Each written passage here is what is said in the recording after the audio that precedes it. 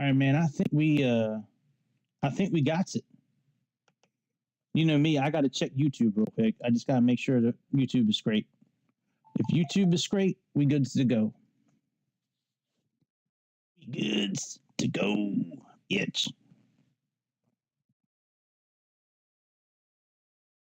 God. Oh, oh my God. Man, my opening page on YouTube is so dangerous. God damn, man. Wish I was 25 years younger. Good Lord. Oh, yeah, I can hear myself.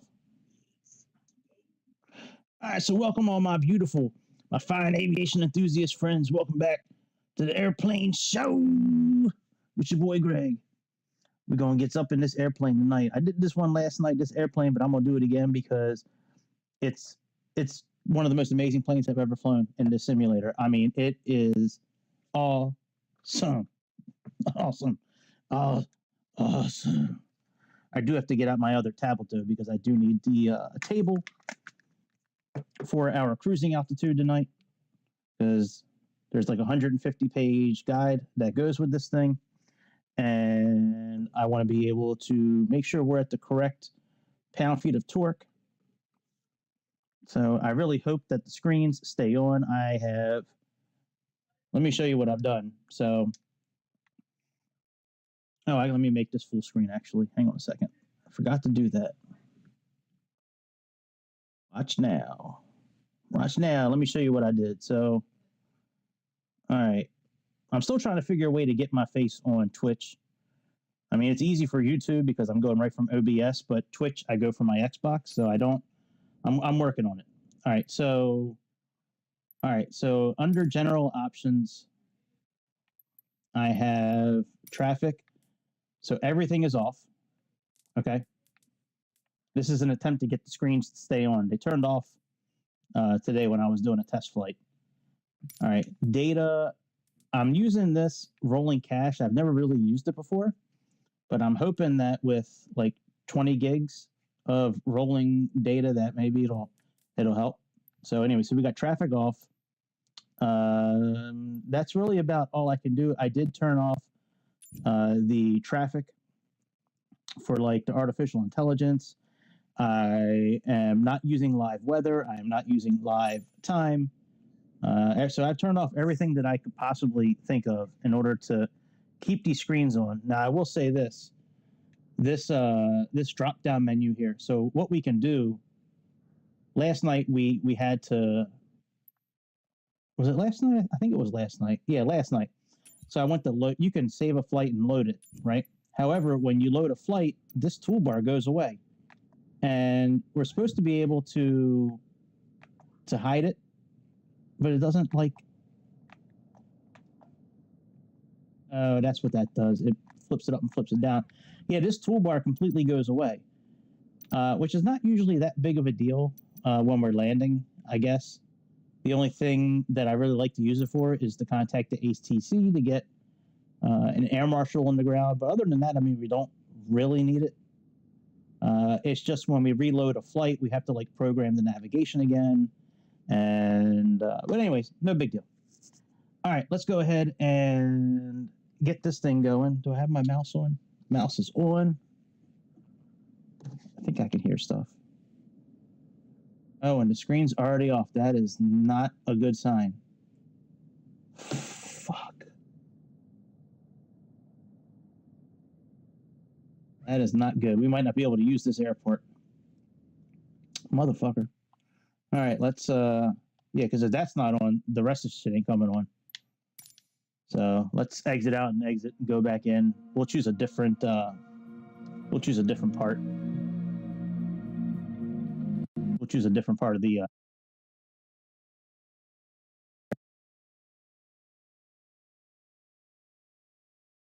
airport is what I mean. Christ. Hold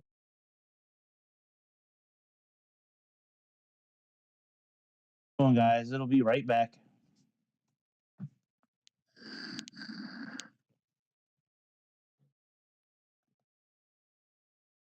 Hold on.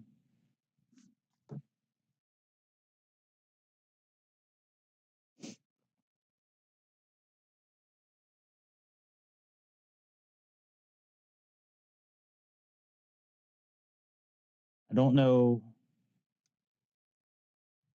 I don't know, man. This. I'm gonna stay positive. Let's stay positive. Hopefully, it'll work this time. I just got home. Like, I just turned on the fucking simulator. Hopefully, the screen will be on this time.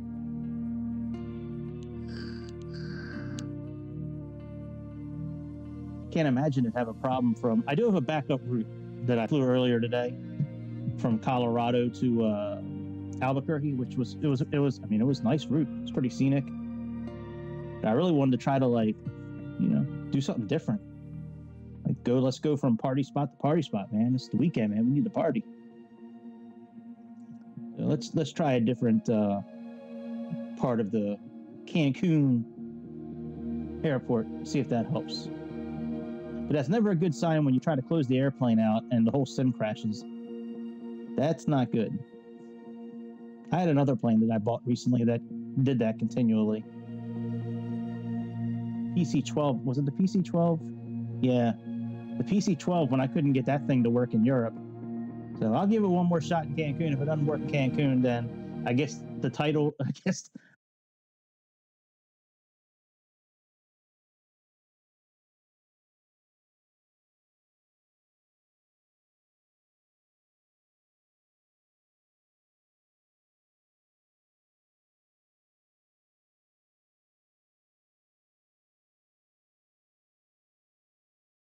I guess the title will be.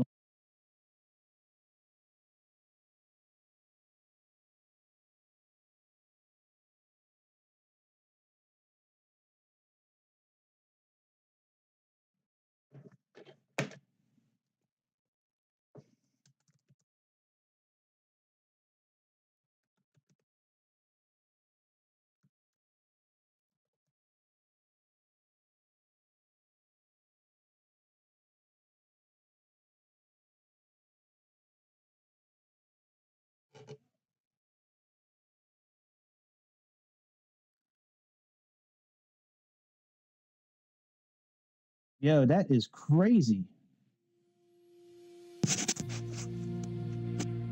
That is crazy that the sim crashed. I have never had that happen before. Where it goes to load in and it just crashes. I mean, what the fuck is going on tonight? I mean, there might be a problem with Microsoft. We might have to do something else tonight. That's crazy. Might be a real short stream on this one tonight. Might have to do something else. Play Farming Simulator or Tricky Doors or Subnautica. Something. Might be a problem with their server tonight.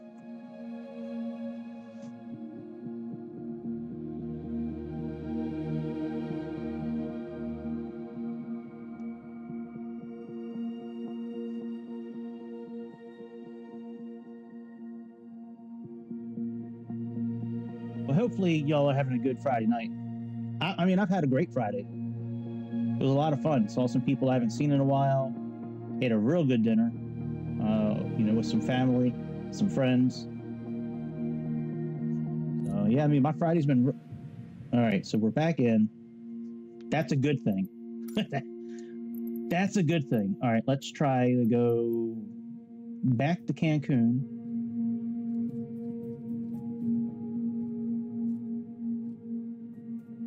All right, let's see what 87 is. That's medium. All right, we'll do 154. And as you can see, like, this is off. We got preset, and we'll just do custom clear skies. And we'll do like 6 something in the morning. Yeah, let's just do that. But we'll do preset. Preset, clear skies. Let's do a few clouds, because that's probably more realistic. And, all right, let's go. So we got that ramp. All right, let's see what happens. Let's see what happens. I really hope good things happen. I mean, like, I really want to fly this plane. I've had a lot of fun flying this plane so far. the 2 or 3 times I've done it. All right, we're good. So that's back on. Let's make it a little brighter. I guess we could leave that on. It's fine. But yeah, let's make it a little brighter. Nah, fuck it. We'll leave it the way it is. All right. Give me 1 second. Let me get the checklist up on my iPad. Not on my iPad, but on my tablet here. The iPad I'm using for something else. Because I'm not a big fan of the checklist in the game. And we're not using the GigaChad deal tonight. We're going to be doing all this from this document that was sent out. The FSR 500 manual, which let me see how many pages it is again. I mean, it's almost 10 megabytes of stuff. Come on, bitch. Let's go. Yeah. There we go. Yeah, it's 148 pages long. All right, let's go to before start. Let's board the passengers. Okay, so before the engine start, let's go ahead down here. Let's look at. Boy, that light is annoying.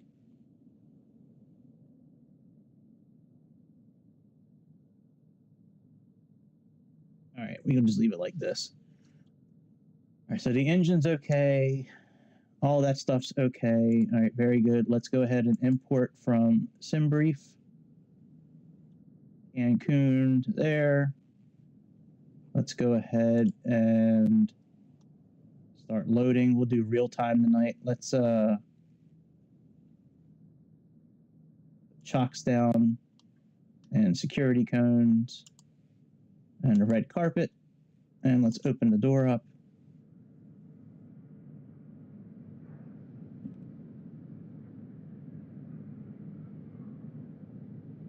All right, engine startup, flaps, GPU. Okay. All right, let's go ahead and get the GPU connected.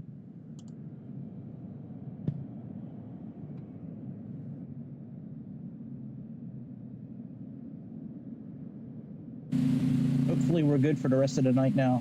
Maybe we got all the bullshit out of the way.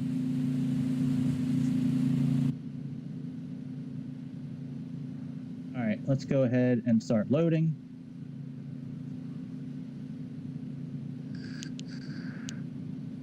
So we're going to do all this before we do anything, really before we start using the battery. We're going to wait for the fuel truck to show up. 6 minutes. Well, we might just do skipping complete. Jesus Christ. All right, let's skip and complete that. That's completed. All right, let's see here. I think they pull up in a Land Rover, I think it was.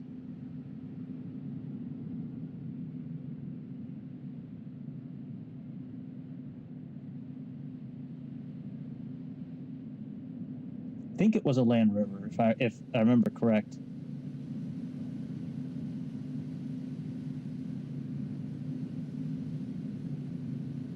All right, that fuel should be correct. Let's look at the OFP. So we got under my mouse. There we go. Fuel is 341. And fuel is 341. Okay, very good. 5 minutes. Jesus Christ.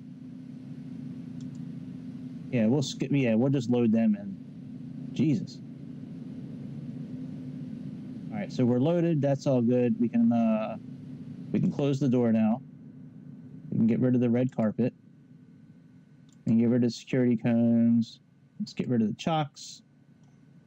All right, let's come over to here now. And let's see here. Let's turn on the battery. Make sure we have the right voltage. Let's get rid of the GPU.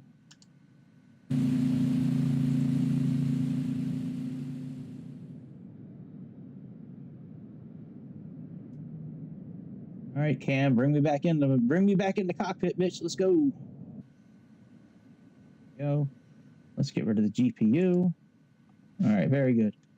So our ampage is 25. That's good. All right, let's set fuel pumps to manual. Actually, we should probably put on some lights to let people know that we're out here. All right, let's set the fuel pumps to manual. Then let's make sure we have the left and right on. Yep, fuel pump left and right. Let's turn on the ignition on manual. We have ignition on. Yep, we do. All right, and now we are going to lift the cover, push the start button. Once NG gets past 13, we can then move the condition lever. All right, very good. Let's move the condition lever up. Make sure the ITT stays less than 1,000.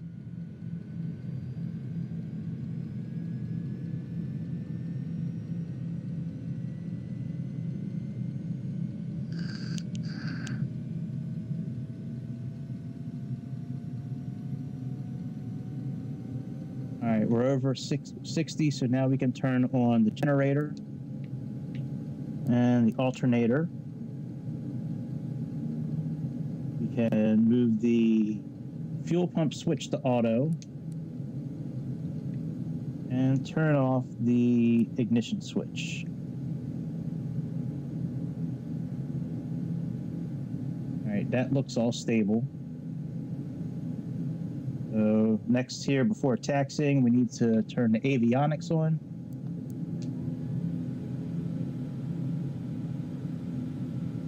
Push enter.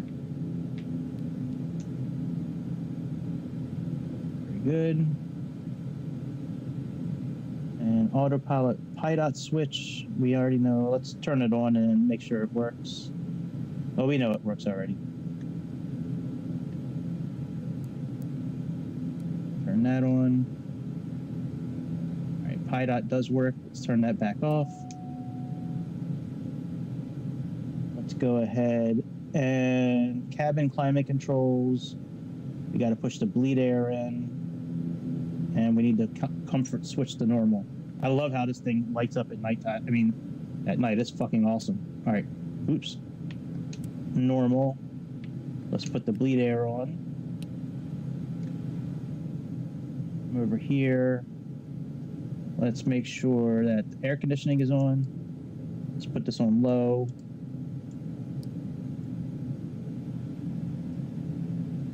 Yo, what's up, Muhammad? It's good, man. Hopefully you're having a good day or night, wherever you're at. All right, let's make sure the passengers are okay, because these passengers are very picky. Yeah, I mean, look, they've been in here for 3 minutes and they're already hungry and thirsty. Jesus, these passengers. They're a bunch of pigs. All right, our barometric pressure is 3010. Let's switch that over.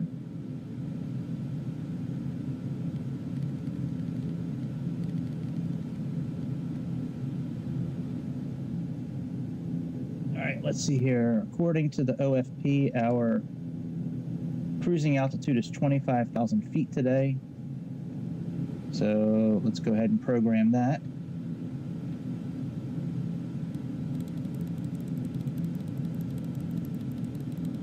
Well, I'm not sure what that means, Muhammad, but I'll have to translate it after the stream tonight.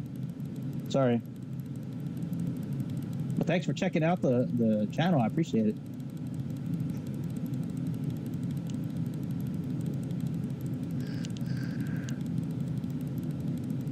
All right, let's see here. Altimeter set. And then clear the taxi area, slowly advance, check the brakes and steering.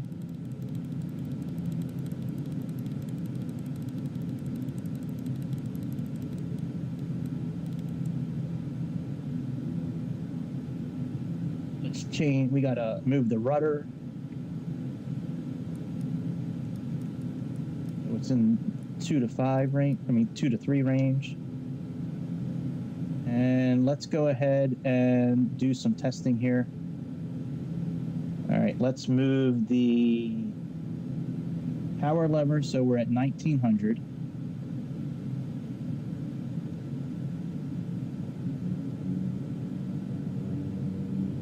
Our RPMs are at 1900.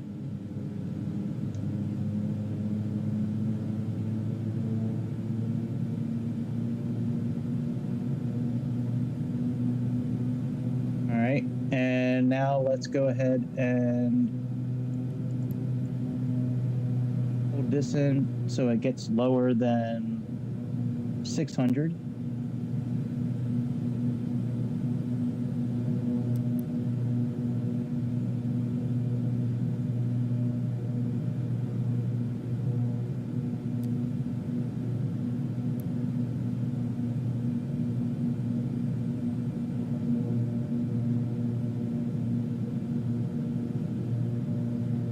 Yep, it dropped 60 RPMs. All right, that's good. Let's go back to idle.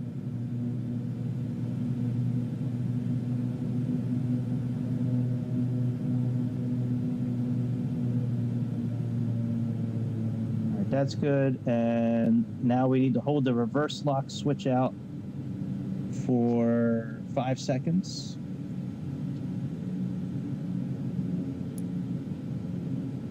What does this do again? Reverse lock switch out, hold 5 seconds. Power lever retard. 1000, 2 1000, 3 1000, 4 1000, 5 1000. All right. Let's turn that out. And now the last thing is turn the generator switch off and make sure the alternator takes the load. So the alternator is 47 right now. Let's turn off the alternator, and turn off the generator and see what happens. Yep, it took the load, very good. So everything is working properly in the airplane. Let's go ahead and contact the ATC. Oh, let's finish setting up our flight plan, actually. So, procedure. And we are actually taking off from runway are we taking off from tonight?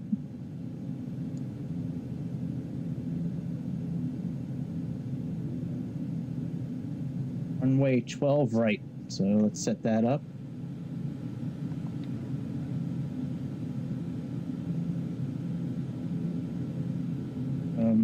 Let's go here. Enter. What's our takeoff? ECAT 2A.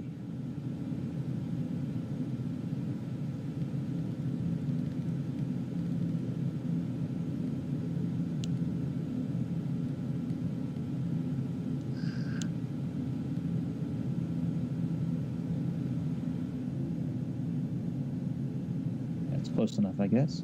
Unless there's a ECAT, let me see. Yep, that's it. All right, ECAT 2A. All right, let's load that up.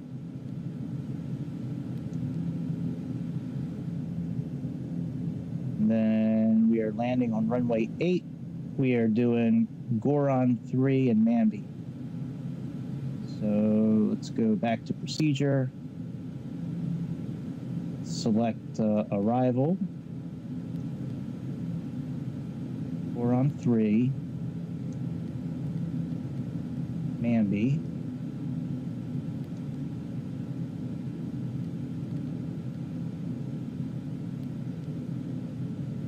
And last thing we need to do is do our approach. That will be VOR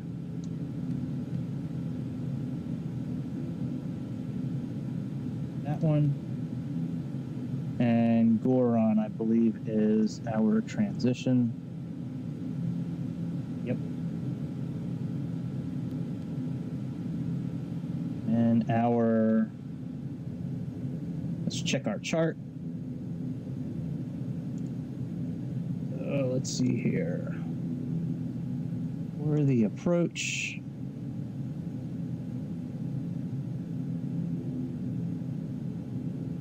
our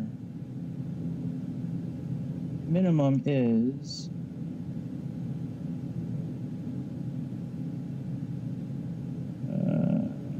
602, 702. We'll put 702 down.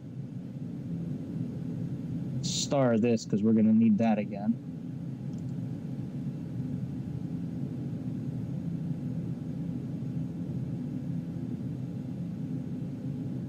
And let's do ground charts here, airport parking.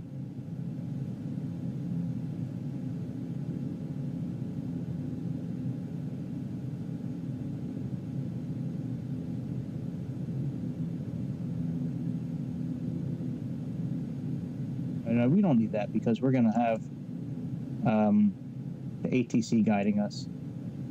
All right, let's bring up HECA.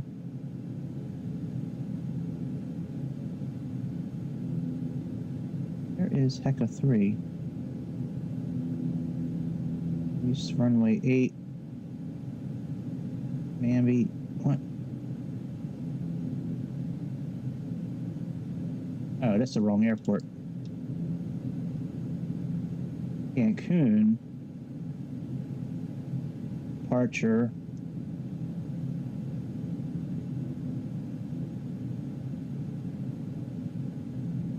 Julia.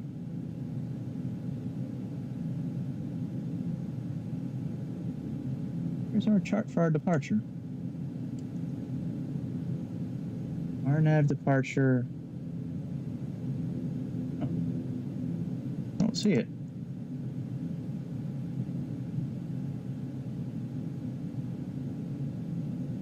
All right, HECA.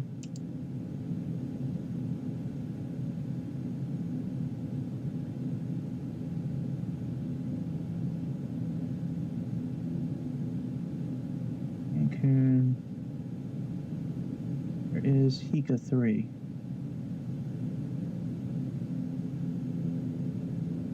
All right, here we go. Here's HECA. All right, so let's star this one. And let's bring up the ground chart for briefing, parking spots, and you know, we don't need these charts here. Let's go back. And let's click on route. All right, very good. So our minimum will be 702.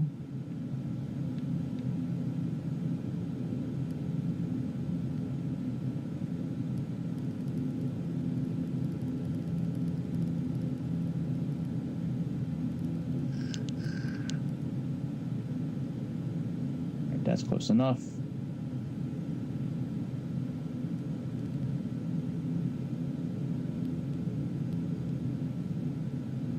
Very good.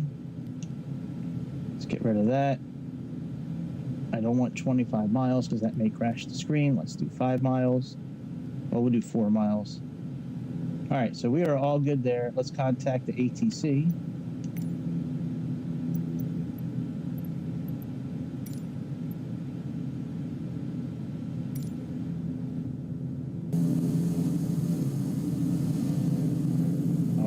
That choppiness is wild. It worries me.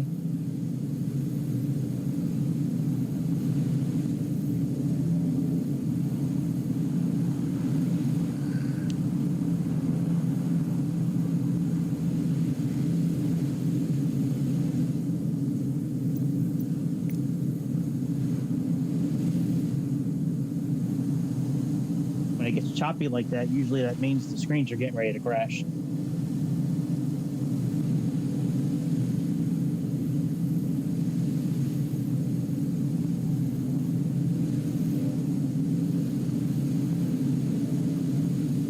Give me my taxi ribbon.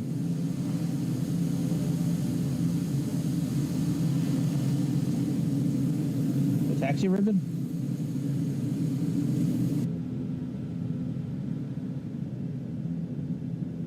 All right, what runway are we going to again?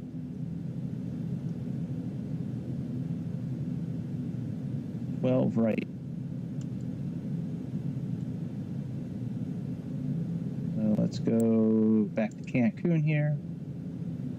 Round charts.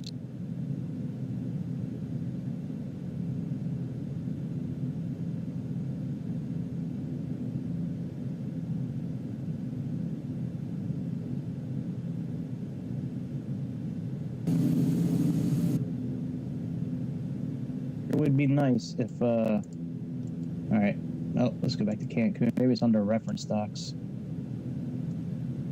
Usually they have a chart that shows the runways and the, here we go. What are we going to again? 12 right? 12 right.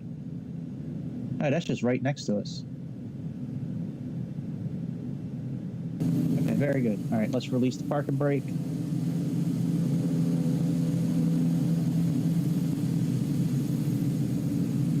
I'm sure our passengers are ready to eat something and drink. They're probably all mad and shit at us because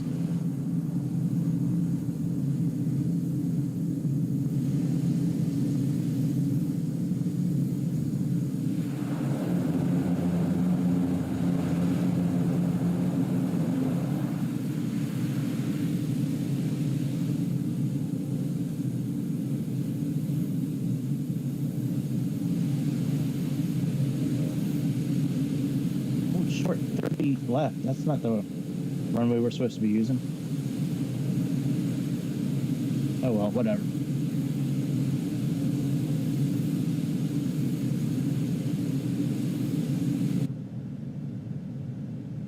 That's like the opposite of what we're supposed to be using.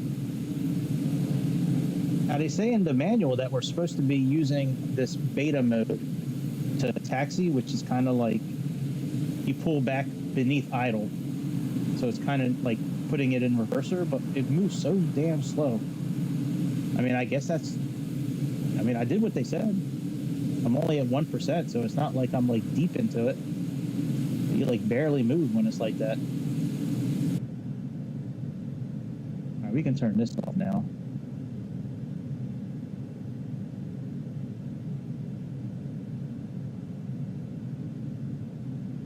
So we are not using 12 right now, we're using 30 left.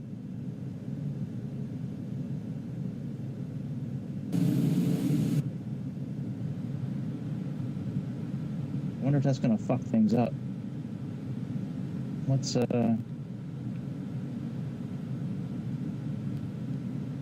change it to 30 left.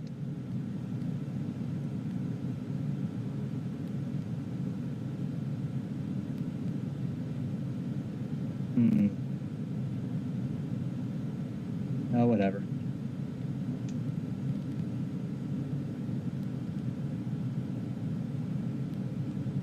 We'll just make a big U-turn and then pick up our route. It's not a big deal.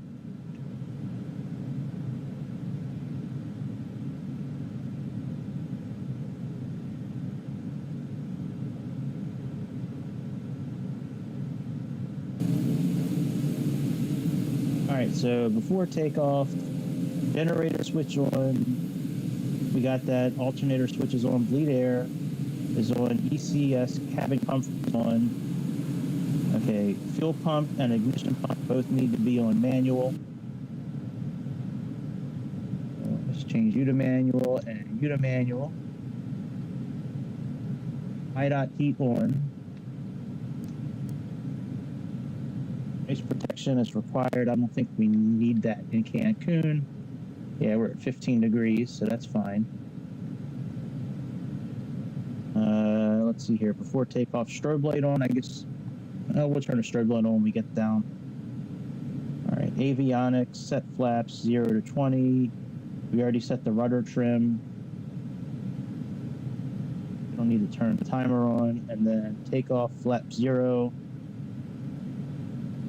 Airspeed alive at 60 knots. Rotate and lift off at 85 KIAS.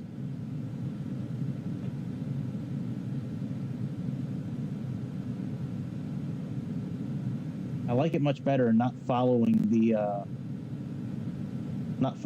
checklist in the game. I like using the one that's printed, the one on the that came with it. We can click nav.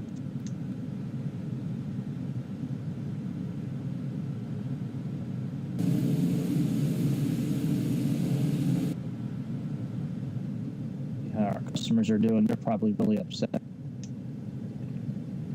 I know they're okay. Hey, you guys got to buckle up, bitch.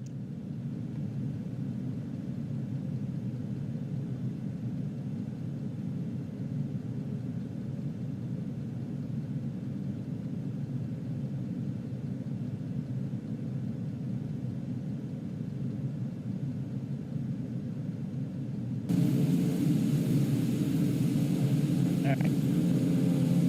Should I make it brighter outside so we can see more shit? I don't know. It's I mean, it shouldn't be sun. I would think the sun would start coming up anytime now.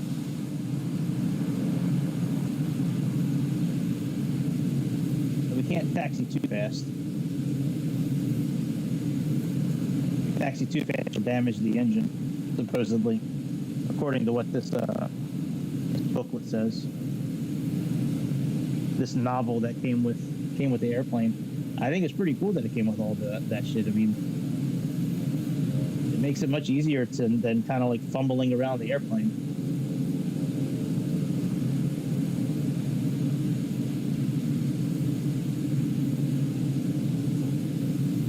I'd love to be able to change the runway, but I guess it's too late for that.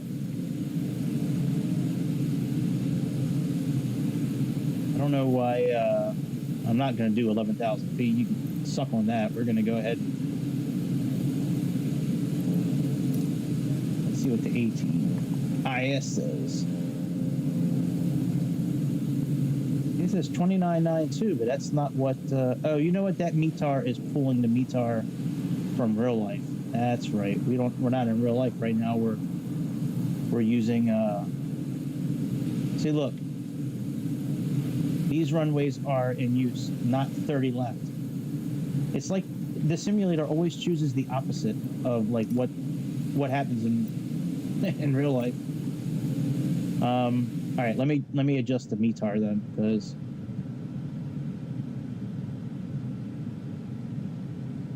I didn't think that would be the case. We're not doing live weather or anything like that, so. Let's say beta. That's pretty cool. Beta. We're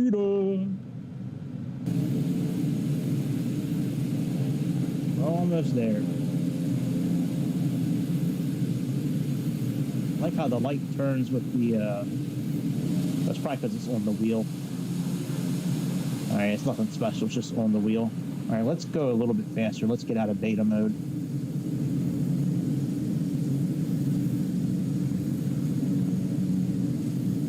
Go a little bit faster, and then we'll put it back in beta mode.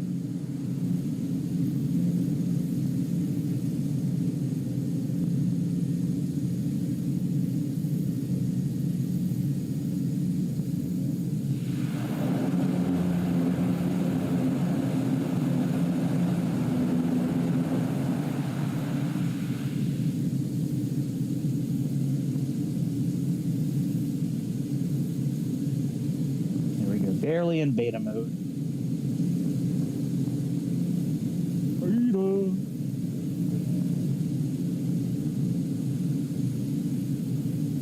All right, so let's see here. We got before takeoff. We've done pretty much the whole before takeoff checklist. The only thing we got to do is turn on the landing lights, turn on the strobe lights, and I mean, there's other stuff on the checklist, but it doesn't matter. It doesn't. We don't need to do it. So.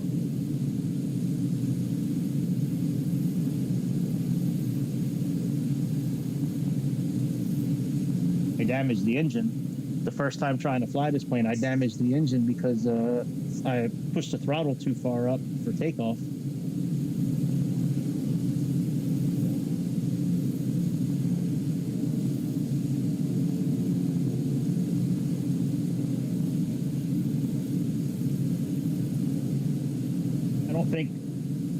I don't think this flight's very long, by the way. It's only like 200 and some miles, so it's not.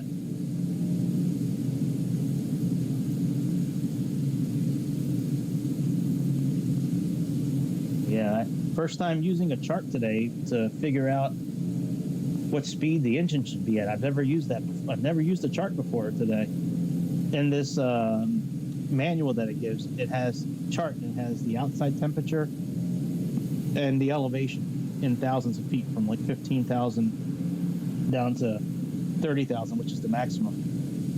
And it tells you the pound-feet of torque that that you should be at for those, for that altitude for your cruise. It's pretty wild. I've never had anything like that before.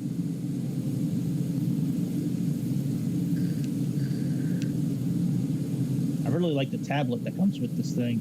When I was flying earlier, when I was doing a test flight, when you load up your passengers, they come in like a Range Rover, like a Range Rover looking vehicle. Now you don't see anybody get out of the vehicle. It just like the door opens.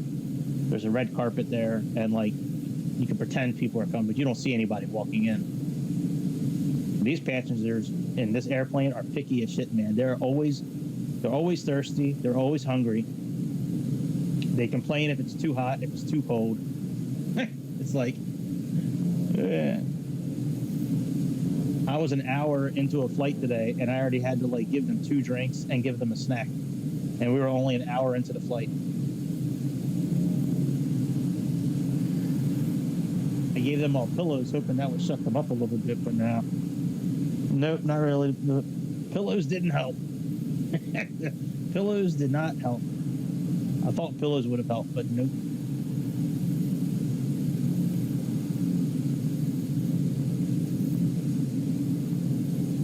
All right. You're about ready. Ready to get it on. Yo!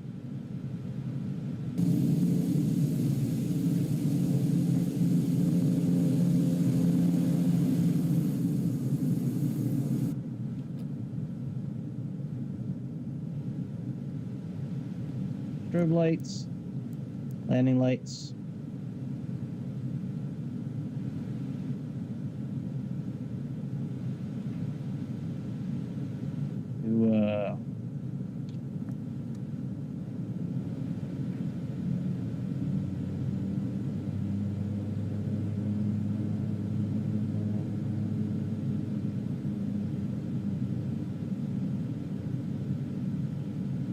Now it has 110 as the best climb speed, but according to the manual, it's 140 knots up to 20,000 feet, and then 125 after that.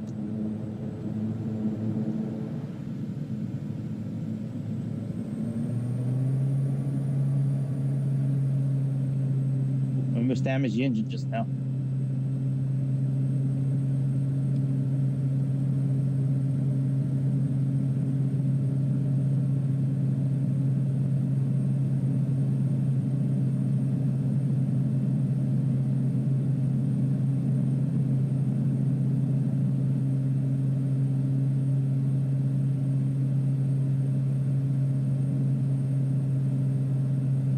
Positive rate, I think.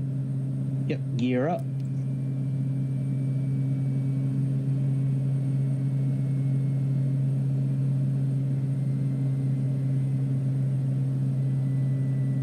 Let's make our turn.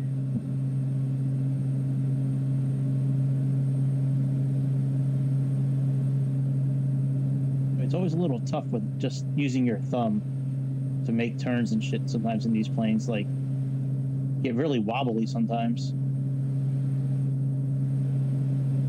I would love to have a real yoke, or